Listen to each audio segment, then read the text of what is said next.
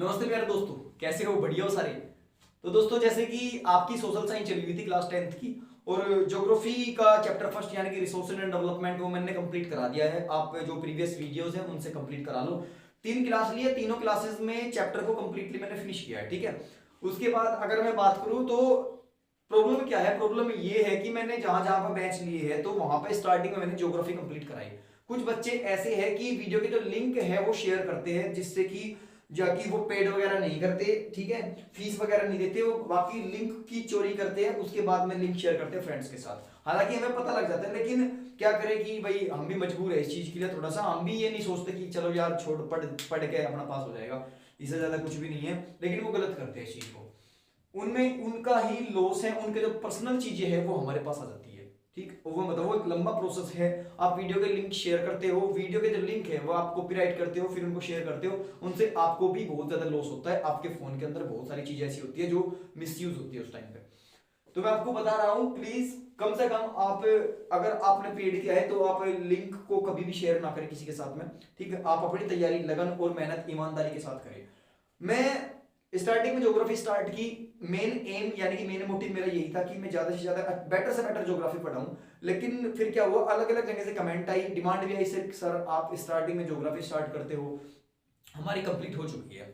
तो इसी चीज को देख के मैंने फिर अपनी प्लानिंग में थोड़ा सा चेंज किया, और अब मैं स्टार्टिंग में आपको 10th क्लास की सिविक्स यानी कि आपकी जो सिविक्स है वो स्टार्ट करूंगा। और सिविक्स का चैप्टर नंबर फर्स्ट जिसका नाम है पावर शेयरिंग, पावर शेयरिंग से क्लास को स्टार्ट करेंगे, ठीक है। तो आज का हमारा जो मेन टॉपिक रहेगा, आज की हमारी जो क्लास है वो पावर शेयरिंग चैप्टर को लेके है, क्लास 10th सीबीएसई। बहुत सारे बच्चे बोले सर आपका कोचिंग कहाँ है? हमारा कोचिंग बड़ौद के अंदर है, बड़ौद के अंदर कोताना रोड है, नमन होटल के सामने रेड बुल डीजे, उसी वाली गली में यानी कि गणेश मार्केट पड़ती है, गणेश मार्केट के अंदर कोचिंग है। ऑफलाइन क्लासेस चली हुई है वहां पे, फिजिक्स मैथ्स केमिस्ट्री यानी कि साइंस स्ट्रीम सारी, सोशल साइंस ह्यूमैनिटीज वालों की सभी की, कॉमर्स वालों की और आपकी पीसीएम सभी क्लासेस हमारे यहाँ पर अवेलेबल है।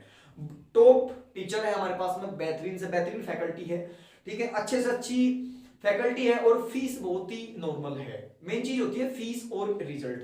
अक्सर क्या है, जिन टीचरों के रिजल्ट अच्छे आते हैं उनकी फीस भी उसी लेवल की होती है। हमारा काम है, हमारे रिजल्ट भी शानदार आते हैं।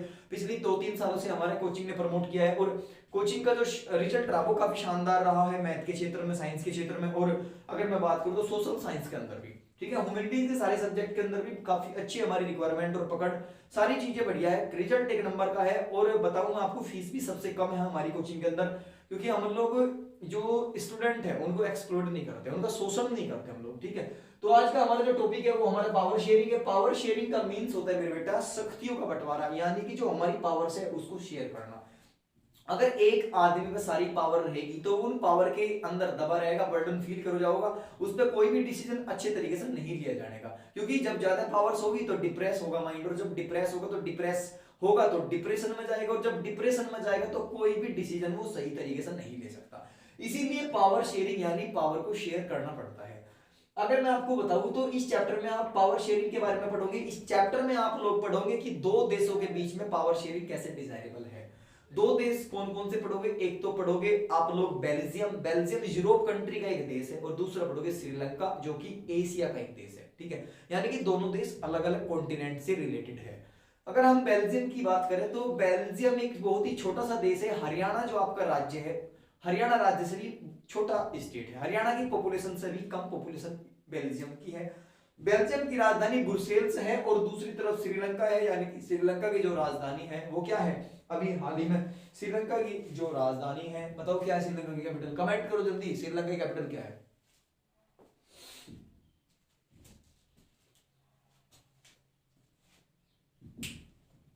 श्रीलंका की राजधानी बताओ भाई, कमेंट आ गया, चलो ठीक है, ठीक है। होमवर्क किया देता हूँ, ये भी क्वेश्चन करो यार, कुछ तो अपने आप करो, ठीक। श्रीलंका की, बांग्लादेश की बताना, बांग्लादेश की कैपिटल ढाका, अफगानिस्तान की काबुल, नेपाल काठमांडू, चाइना की बीजिंग, म्यांमार नापिताव, ठीक है। श्रीलंका जयवर्धनम कोट्टे, समझ रहे ना, श्रीलंका की कैपिटल क्या है, जयवर्धनम कोट्टे। ध्यान रखा करो, ये चीजें आपके आईक्यू बेस्ड होती है मेरे बेटा। इस चैप्टर में आप लोग कौन कौन से कंसेप्ट को क्लियर करेंगे उनके बारे में देखते हैं। सबसे पहली हेडिंग होगी आपकी बेल्जियम एंड श्रीलंका, यानी कि आपको पढ़ना होगा बेल्जियम के बारे में और आपको पढ़ना होगा श्रीलंका के बारे में, समझ रहे हो। उसके बाद है मेजोरिटिज्म इन श्रीलंका। श्रीलंका के अंदर मेजोरिटिज्म क्या था? मेजोरिटिज्म होता है बहुसंख्यवाद, यानी कि एक ऐसी कम्युनिटी जो ज्यादा संख्या में हो। जैसे हिंदुस्तान में हिंदू ज्यादा है, तो यानी कि हिंदुस्तान के अंदर जो हिंदू है वो मेजोरिटी में है। मेजोरिटी और माइनॉरिटी ये दो चीजें होती है, अलग अलग वर्ड है। मेजोरिटी का मतलब ज्यादा से ज्यादा संख्या किसकी है, और माइनॉरिटी का मींस होता है कम से कम संख्या किसकी है, समझ रहे हो ना। उसके बाद में अकोमोडेशन इन बेल्जियम, यानी कि बेल्जियम में साझेदारी क्यों जरूरी थी, ठीक है। उसके बाद आप पढ़ोगे why is power sharing desirable, यानी कि पावर शेयरिंग क्यों जरूरी है। उसके बाद आप पढ़ोगे फॉर्म्स ऑफ पावर शेयरिंग, यानी कि पावर शेयरिंग यानी कि शक्तियों के बंटवारे की कितनी फॉर्म्स है, कितनी तरह से अलग अलग हम पावर शेयर कर सकते हैं, समझ रहे। तो इन हेडिंग्स को पढ़ोगे आप लोग, और इनमें सबसे पहली हेडिंग आप लोग कवर करना बेल्जियम एंड श्रीलंका, ठीक है मेरे बेटा। तो आप जल्दी से हेडिंग डाल लो अपनी कॉपी में कि आपकी पहली हेडिंग है बेल्जियम एंड श्रीलंका। बेल्जियम और श्रीलंका के बारे में पढ़ेंगे। मैं आपको थोड़ा थोड़ा सा बता दूं, बेल्जियम यूरोप का एक देश है, हरियाणा से भी छोटा है, पॉपुलेशन हरियाणा से भी कम है, 1 करोड़ के लगभग है। श्रीलंका की अगर बात करें तो श्रीलंका भी हरियाणा के लगभग समान सा ही है, ज्यादा बड़ा नहीं है। श्रीलंका हरियाणा के लेवल का ही है और पॉपुलेशन भी लगभग लगभग समान सी है। अगर श्रीलंका की पॉपुलेशन हरियाणा की पॉपुलेशन से ज्यादा है। अगर मैं बात करूं आपकी बेल्जियम और श्रीलंका, बेल्जियम के अंदर जो पावर शेयरिंग हुआ था वो किस हिसाब से हुआ था, और श्रीलंका के अंदर जो पावर शेयरिंग हुआ था वो किस हिसाब से हुआ था, उन्हीं चीजों को पढ़ेंगे। अक्सर क्या है कि जहां पे जिस धर्म के मानने वाले अधिक होते हैं उसी को बेस मान के वही कम्युनिटी वहां पे मेजोरिटी में होती है, यानी कि बहुसंख्यकवाद में होती है। तो जब कोई धर्म ज्यादा संख्या में होगा तो उसी धर्म के हिसाब से अगर देश चलाया जा, यानी कि जितनी भी सीटें है वो उसी धर्म को दी जा, जितनी भी पब्लिक फैसिलिटीज है वो भी उन्हीं धर्मों को दी जा। तो यानी कि वो धर्म जब एक किसी भी पर्टिकुलर धर्म के हम पक्ष में रहेंगे तो क्या होगा, वो धर्म भाई उस धर्म के आदमियों को हम ज्यादा प्रमोट करेंगे, और अगर हम उस धर्म के आदमी को ज्यादा प्रमोट करेंगे तो जो माइनॉरिटी की कम्युनिटी है, जो निम्न वर्ग है, वो क्या होगा, वो गुस्सा हो जाएगा, वो सोचेगा कि यार सारी फैसिलिटीज सारी पब्लिक सर्विसेज कहां पे है, वो तो ज्यादा मेजोरिटी वालों के पास में, यानी कि हमारे पास तो कुछ भी नहीं है। तो उनके दिमाग में क्या होता है, उनके दिमाग में ऐसे ये विद्रोही जो भाव होते हैं, विद्रोही विचार उत्पन्न होते हैं और फिर वो दंगे वगैरह करते हैं, समझ रहे ना। तो उन्हीं चीजों को पढ़ेंगे आज हम। अगर बेल्जियम की बात करें तो बेल्जियम यूरोप में था, बेल्जियम के अंदर पावर शेयरिंग को बहुत ही बेहतरीन तरीके से पावर शेयरिंग को क्या किया गया, स्टेबलाइज किया गया। उसके बाद अगर श्रीलंका की बात करें तो श्रीलंका के अंदर पावर शेयरिंग को स्टेबलाइज करने के तरीके अलग अलग थे।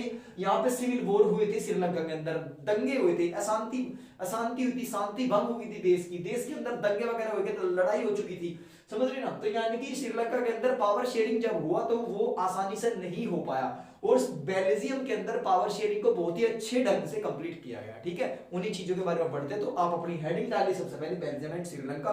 इसके बारे में मैं कुछ इंपोर्टेंट फैक्ट आपको लिखवाऊंगा, जो आपको ये सारे के सारे फैक्ट आपको पॉइंट में लिखने हैं मेरे बेटा। पॉइंट में अगर आप नहीं लिख सकते कोई भी आंसर तो आपके नंबर पक्का कटेंगे 110%। जितने भी फैक्चुअल जो भी सेंटेंसेस मैं आपको लिखवाऊंगा, ठीक है, वो नोट्स के रूप में, और सारे के सारे फैक्ट आपको हेडिंग बना के लिखने हैं, यानी पॉइंट वाइज लिखने हैं। तो आप सबसे पहले जो है पॉइंट डालो, और आपका जो पॉइंट है वो पॉइंट है बेल्जियम एंड श्रीलंका, ठीक है। एक एक हेडिंग लेके चलेंगे, ठीक, एक एक हेडिंग। तो आपकी हेडिंग है Belgium and Sri Lanka. Belgium and Sri Lanka के बारे में आप लिखना स्टार्ट करो। सबसे पहला जो पॉइंट है आपका, एक बार ये देख लो बोर्ड से कट तो नहीं रहा,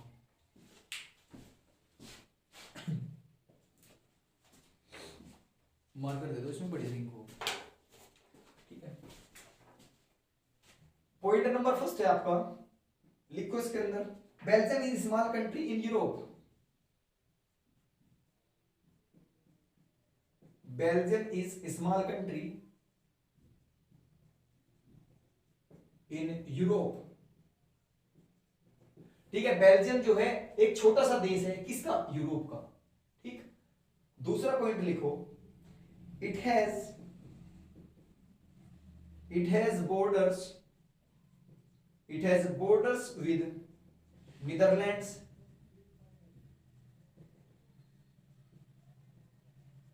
Netherlands, France and Germany, ठीक है।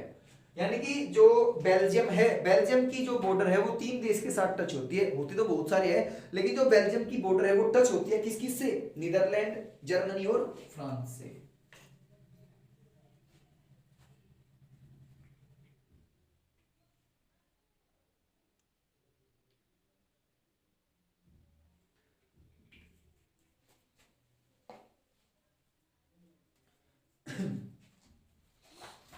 Netherlands, France and Germany. उसके बाद point number third, point number third लिखो, 59% 59% in the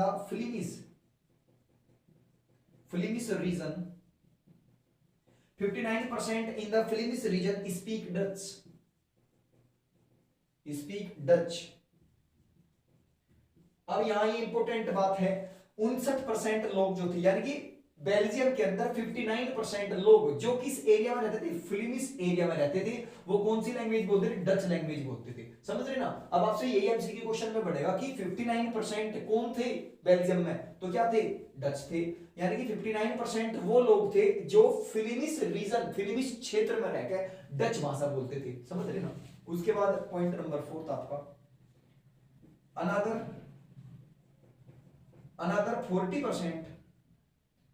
another 40% people live in Wallonia region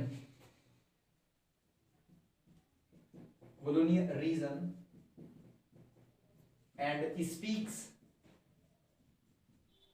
speaks French। अब उसके बाद देखो मैंने क्या कहा, जो 59% थे फिलिपिस रीजन में रहते थे वो डच भाषा बोलते थे। उसके बाद अनादर जो बाकी बचे 40%, वो 40% जो लोग थे वो वेलोनिया रीजन में रहते थे। कहां पर, वेलोनिया रीजन में रहते थे, वेलोनिया रीजन, और भाषा कौन सी बोलते थे, फ्रेंच लैंग्वेज का यूज करते थे। समझ रहे। उसके बाद नेक्स्ट, रिमेनिंग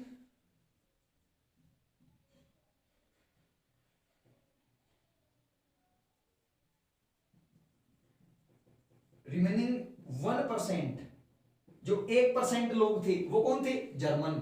समझ रहे हैं, वो जर्मन थे। तो लिखो, of the Belgian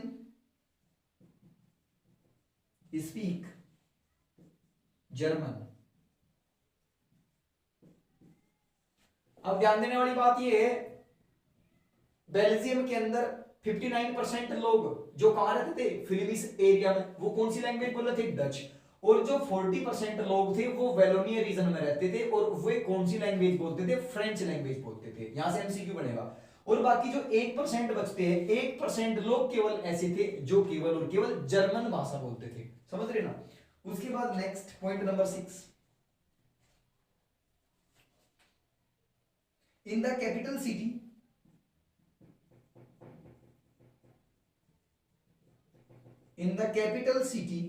in the capital city Brussels 80% people speak French, while 20% are Dutch,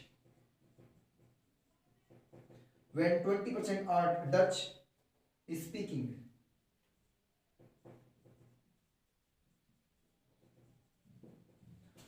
in the capital city, capital का मतलब होता है क्या, राजधानी। इन द कैपिटल सिटी यानी कि बेल्जियम की जो राजधानी है, बेल्जियम की राजधानी है ब्रुसेल्स, और ब्रुसेल्स के अंदर जो लोग रहते थे 80% लोग कौन सी भाषा बोलते थे, 80% तो फ्रेंच बोलते थे। 80% लोग कौन सी लैंग्वेज यूज करते थे, फ्रेंच। और अगर बात करें 20% यानी कि 20% लोग बाकी क्या बोलते थे, डच लैंग्वेज। यानी कि जो बेल्जियम की राजधानी है ब्रुसेल्स, ब्रुसेल्स के अंदर 80% लोग फ्रेंच भाषा बोलते थे और जो 20% बचे वो 20% डच लैंग्वेज बोलते थे। समझ गए ना। अलग अलग आंकड़े हैं। अगर मैंने बात करी पहले, बेल्जियम के अंदर जो फिलिपिस एरिया है वहां पे डच रहते थे, डच में मतलब जो डच लैंग्वेज बोलते थे, कितने परसेंट, 59%। यानी कि पूरे बेल्जियम के अंदर, फिलिपिस रीजन के अंदर लोग 50 59% लोग डच भाषा यूज करते थे और जो 40% थे वो लोग फ्रेंच भाषा यूज करते थे। उनके एरिया लिखे हुए हैं, फिलिमिस एरिया में डच रहते थे और वेलोनिया रीजन में फ्रेंच रहते थे। अगर हम बेल्जियम की राजधानी ब्रुसेल्स की बात करें तो ब्रुसेल्स के अंदर क्या था, ब्रुसेल्स के अंदर 80% लोग फ्रेंच भाषा बोलते थे और 20% लोग डच भाषा बोलते थे। क्लियर मेरे भाई, यहां तक क्लियर है। उसके बाद में पॉइंट नंबर 7 लिखो, the minority French, the minority French, the minority French speaking community was relatively rich and powerful,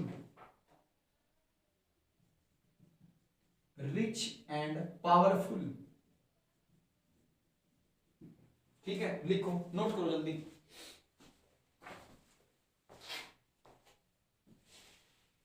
cut रहा है क्या इधर से? अब ठीक है।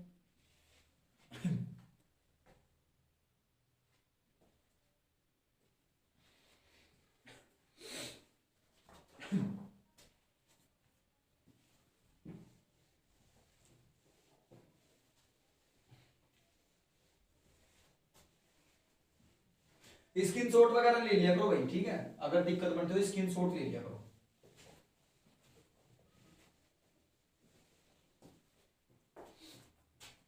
नेक्स्ट लिखो,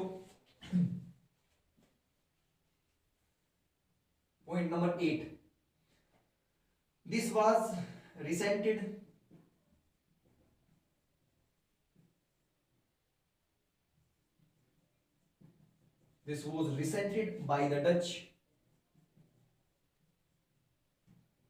by the Dutch speaking community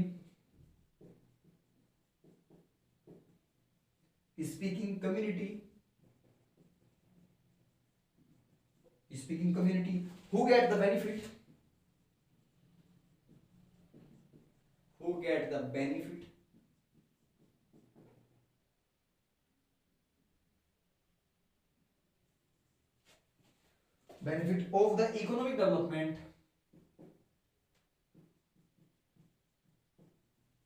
of the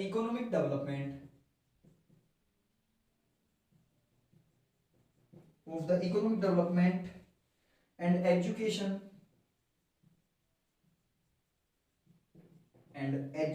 much later. 9 point, like other nations,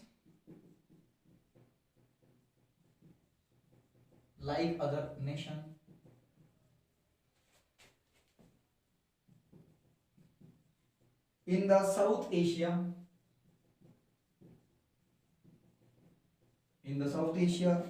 region, Sri Lanka has a diverse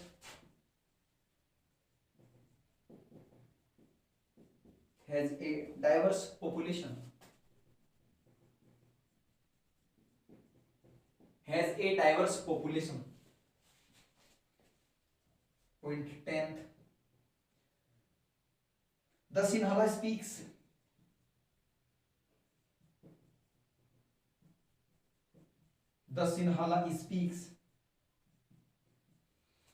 are 74%, and Tamil speaks and Tamil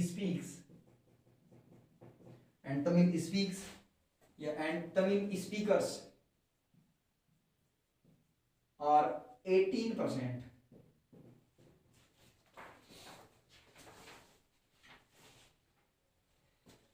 Point number 11, among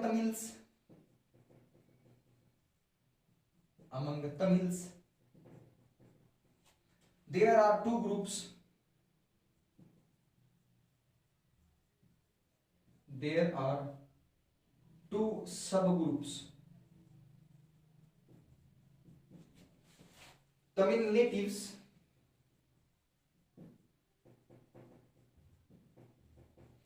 Tamil natives of the country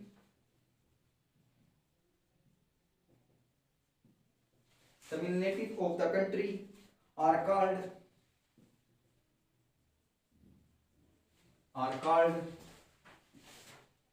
Sri Lankan Tamils.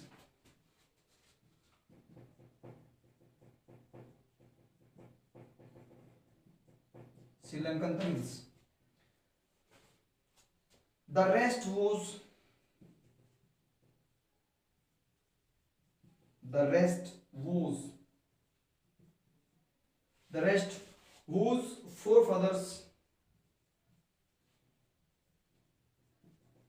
forefathers यानी कि दादाओं के जमाने के, ठीक है, forefathers came from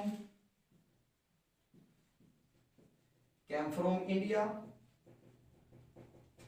as a population worker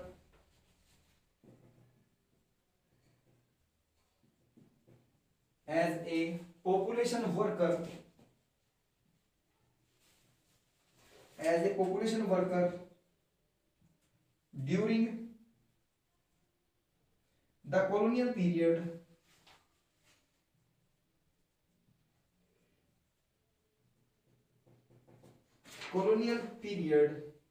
is called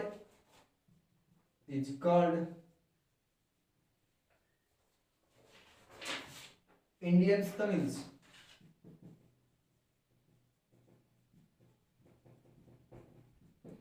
ठीक है, नोट करो जल्दी, फिर बताता हूं इनका सबका मीनिंग, ठीक है। ये बिल्कुल एज इट इज वही क्लास है जो आप स्कूल में लिखते हो, सारी की सारी एज इट इज है। टाइम भी तो जब भी तो 40 मिनट की डेली क्लास होती है, 40 मिनट।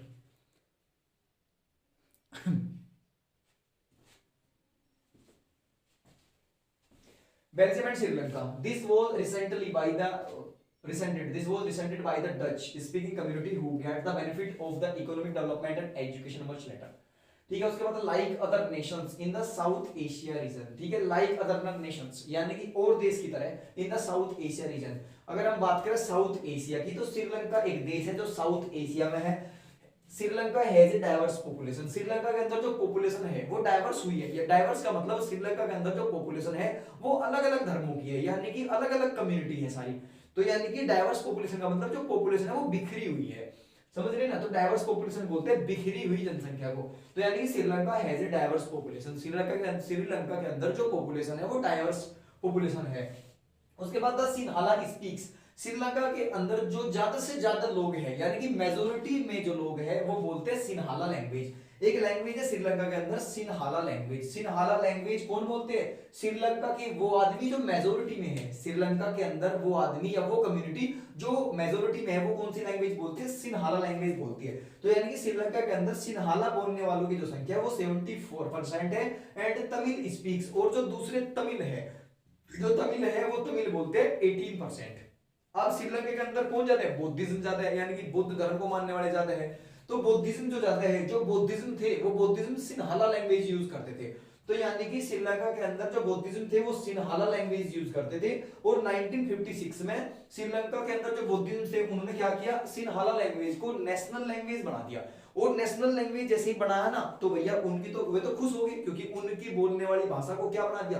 राष्ट्रीय भाषा बना दिया। लेकिन जो दूसरी तरफ जो और लोग थे, यानी कि जो माइनॉरिटी में कम्युनिटी थी, जो छोटी छोटी जनसंख्या यानी कि अलग अलग कम्युनिटी थी श्रीलंका के अंदर, उनको गुस्सा आ गया। और गुस्सा क्यों आया? क्योंकि भाई उनकी जो बोलने वाली भाषा थी उसको राष्ट्रीय भाषा बना दिया और हमारी जो लैंग्वेज है उसकी कोई इंपोर्टेंस है ही नहीं। तो यानी कि यही कारण होता, सिन्हाला बोलने वाले लोग कितने थे? 74% थे, मेजोरिटी में थे। और तमिल भाषा बोलने वाले 18% थे, समझ रहे। और तमिल की अगर मैं बात बताऊं तो तमिल भी श्रीलंका के अंदर दो तरह के थे। श्रीलंका के अंदर धर्म कौन कौन से थे? पहले तो ये देखो श्रीलंका के अंदर कौन कौन से धर्म थे। सबसे पहले तो बौद्ध धर्म को मानने वाले थे, बुद्धिज्म ज्यादा थे, मेजोरिटी में थे। और माइनॉरिटी में थे तमिल्स। और तमिल भी दो तरह के थे, एक तो इंडियन तमिल और एक नेटिव तमिल। अब सर इंडियन तमिल कौन से होते हैं और नेटिव तमिल कौन से होते हैं? देखो ऐसे तमिल जो पहले से ही श्रीलंका के अंदर रहे, यानी कि जिनका रेजिडेंट पहले से ही श्रीलंका के अंदर है, उनको बोलते हैं नेटिव तमिल्स। और एक होते हैं इंडियन तमिल्स। इंडियन तमिल्स वो लोग होते हैं जो भारत से गए, यानी कि वे मजदूर, दादा और दादा परदादा के जमाने में वे मजदूर जो भारत से गए मजदूरी करने के लिए, जो भारत से काम करने के लिए श्रीलंका गए और उनको वापस नहीं आने दिया, बाद में वो वहीं पे ही रहे, यानी कि उन्होंने अपना रेजिडेंट श्रीलंका के अंदर ही बना लिया। ऐसे जो तमिल्स थे उनको बोला गया था इंडियन तमिल्स, यानी कि इंडियन तमिल्स वो लोग थे जो भारत से गए थे, और तमिल वो लोग जो दादा परदादाओं के जमाने से वहीं पर रहते थे, ठीक है, उनको बोलते हैं तमिल नेटिव। समझ रहे हो? तो अब देखो, तो यहाँ पर लिखा among Tamils there are two sub groups. Tamil भी दो तरह के थे। Tamil native of the country are called Sri Lanka Tamils, यानी श्रीलंका के अंदर जो तमिल्स थे, यानी श्रीलंका के जो पर्सनल तमिल थे, उनको बोला जाता है तमिल नेटिव। उनको क्या बोला जाता है? तमिल नेटिव। और अगर हम बात करें the rest whose the forefathers came from India, यानी कि जिनके दादा और परदादा भारत से गए थे, ऐसे तमिल लोग जिनके दादा और परदादा भारत से गए थे, ठीक है, उनको बोलते थे इंडियन तमिल्स। समझ रहे? तो यानी कि श्रीलंका के अंदर तीन धर्म की कम्युनिटी सबसे ज्यादा थी। नंबर फर्स्ट बुद्धिज्म जो मेजोरिटी में थे, ठीक है, और बुद्धिज्म जिस लैंग्वेज को बोलते थे वो लैंग्वेज थी सिन्हाला लैंग्वेज। कितने परसेंट लोग थे? 74%, यानी कि 74% लोग सिन्हाला लैंग्वेज बोलते थे। समझ रहे? और 18% लोग तमिल थे। और तमिल भी कितने तरह के थे? दो तरह के। दो कौन कौन से? एक तो नेटिव तमिल और दूसरे कैसे? नेटिव तमिल और इंडियन तमिल्स। ठीक है, नोट करो। नोट तो हो गया होगा।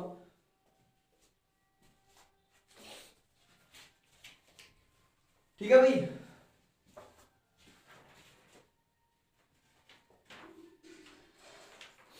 तो आज की क्लास में इतना ही। कल की क्लास स्टार्ट करेंगे, और स्टार्ट कल का जो टॉपिक हमारा है, कल का टॉपिक मैं बता दूं आपको, मेजोरिटिज्म इन श्रीलंका। श्रीलंका के अंदर बहुसंख्यवाद, ठीक है, उसको पढ़ेंगे।